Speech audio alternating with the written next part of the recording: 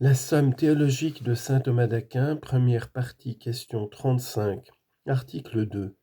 Le mot image est-il un nom propre du Fils ? On lit dans saint Augustin, dans son traité sur la Trinité, le Fils seul est l'image du Père. Sommaire. Puisque le Fils procède comme Verbe et le Saint-Esprit comme amour, le nom d'image ne convient pas à l'Esprit Saint, mais il est propre au Fils. Corps de l'article. Il faut dire ceci. Les Grecs disent communément que le Saint-Esprit est l'image du Père et du Fils. Mais les Latins n'appliquent ce nom qu'au Fils à l'égard du Père. L'Écriture sainte nous donne elle-même cet exemple.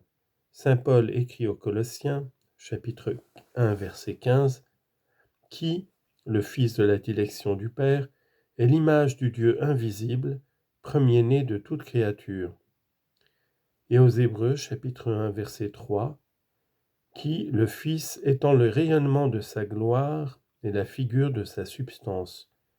En grec, apaugasma tes doxes autou kai character hypostaseos.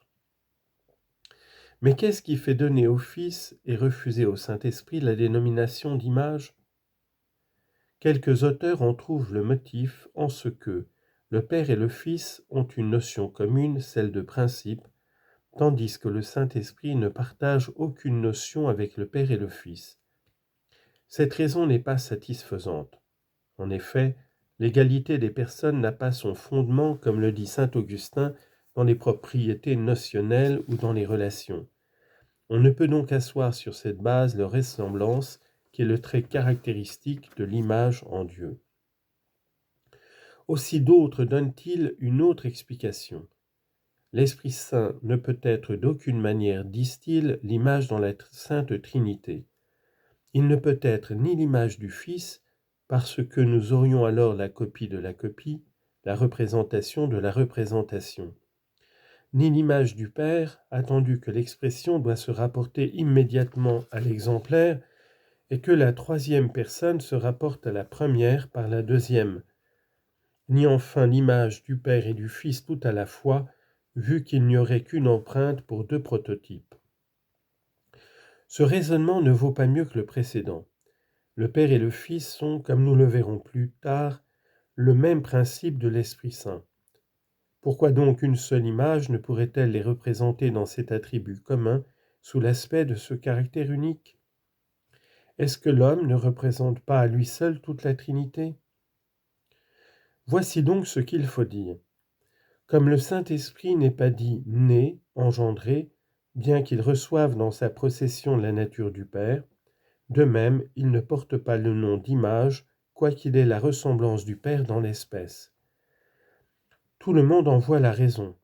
Le Fils procède comme Verbe et l'Esprit Saint comme amour. Or le Verbe a par nature, en vertu de la génération, la ressemblance spécifique de son principe. Mais l'amour qui est le Saint-Esprit n'a pas cette similitude de la même manière par la procession, il l'a comme amour divin. Première objection. Saint Jean Damascène dit, dans son traité sur la foi orthodoxe, « L'Esprit Saint est l'image du Fils.